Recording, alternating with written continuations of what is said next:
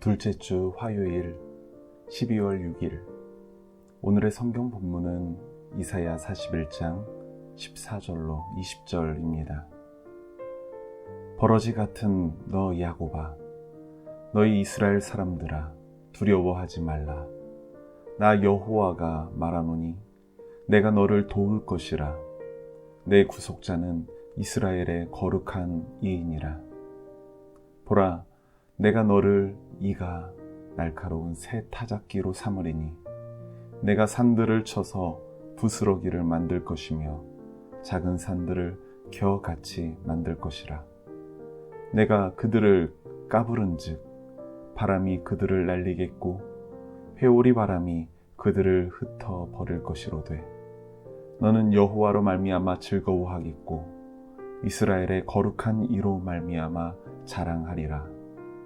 가련하고 가난한 자가 물을 구하되 물이 없어서 갈증으로 그들의 혀가 마를 때에 나 여호와가 그들에게 응답하겠고 나 이스라엘의 하나님이 그들을 버리지 아니할 것이라.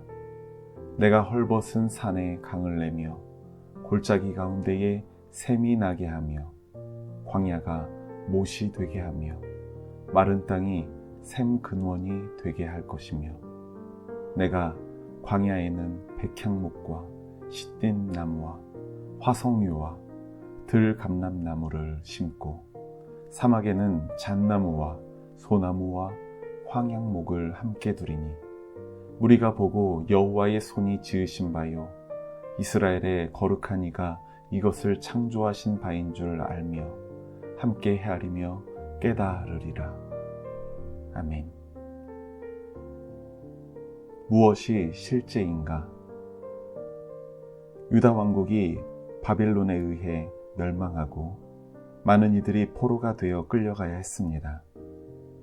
성전은 파괴되고 수천 리 먼 길을 만국의 하늘 품고 걸어와 낯선 곳에 뿌리 내려야 했습니다.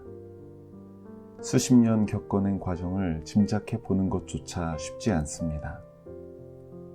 흔들리지 않을 것 같던 제국에 균열이 일고 제국의 주인이 바뀌는 대변화가 일어났습니다.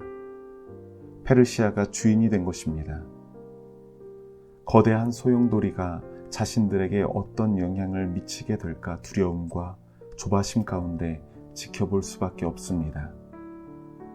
예언자 이사야의 선포는 이처럼 불확실한 시대에 이루어집니다.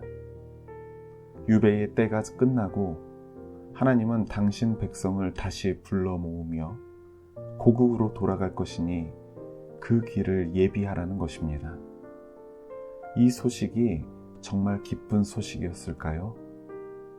이미 수십 년 끌려온 이들은 늙었고 젊은 세대는 고국에 대한 기억조차 없습니다. 서러운 타국에 겨우 정착하나 싶은데 하나님께서 다시 불러 모으신다니 생각이 갈라집니다. 돌아갈 여정도 만만치 않고 다시 건설해야 할 예루살렘이라니. 제국의 힘과 우상들의 위용에 물들고 거대한 힘들에 기울어진 마음도 적지 않았겠지요. 느헤미야는 유배지에서 돌아오는 여정과 예루살렘의 정착 과정이 참으로 어려운 일이었음을 보여줍니다. 머뭇거리는 이스라엘을 향한 하나님의 말씀은 사랑을 구하는 연인의 간절한 마음과 다르지 않습니다. 하나님께서 이스라엘을 부르는 이름에는 오랜 기억들이 담겨 있습니다.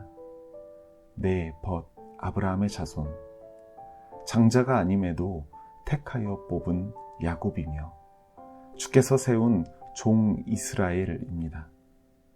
비록 잠시 징계를 받고 고난 속에 있지만 하나님의 약속은 제국보다 오래되었고 당신의 사랑은 한결같다는 것을 보여줍니다. 그러나 이스라엘은 자신들이 겪은 어려움에 힘겨워하며 스스로를 하찮은 벌레처럼 여기고 있습니다.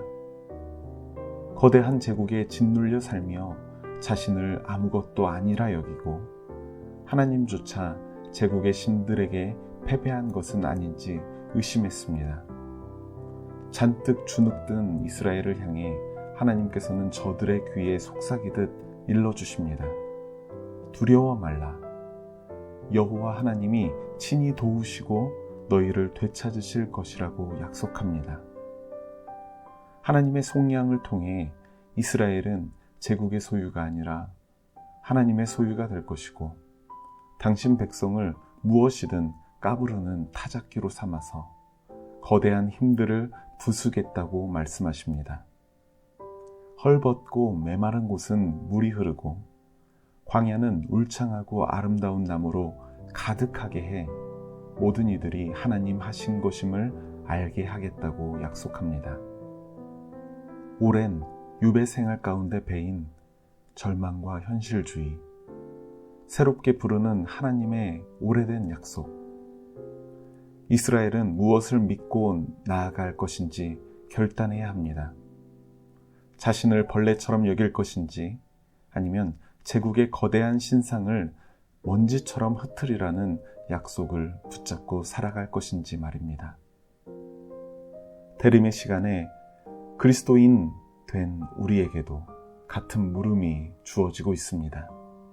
제국의 힘에 짓눌려 스스로 주눅든 이스라엘처럼 현실에선 아무리 믿음이라 해도 별 힘이 없고, 하나님을 믿는 것과 현실은 별개라고 생각하고 있지는 않나 돌아보아야겠습니다.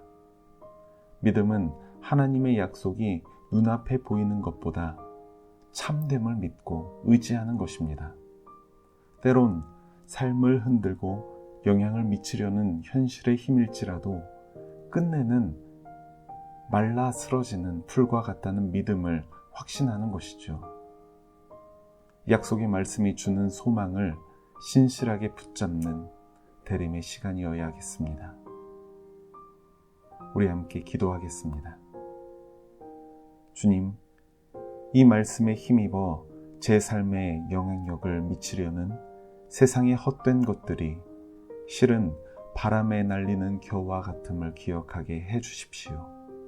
주님이 실제이며 주님의 말씀이 제가 의지할 능력임을 다시금 되새기게 하십시오.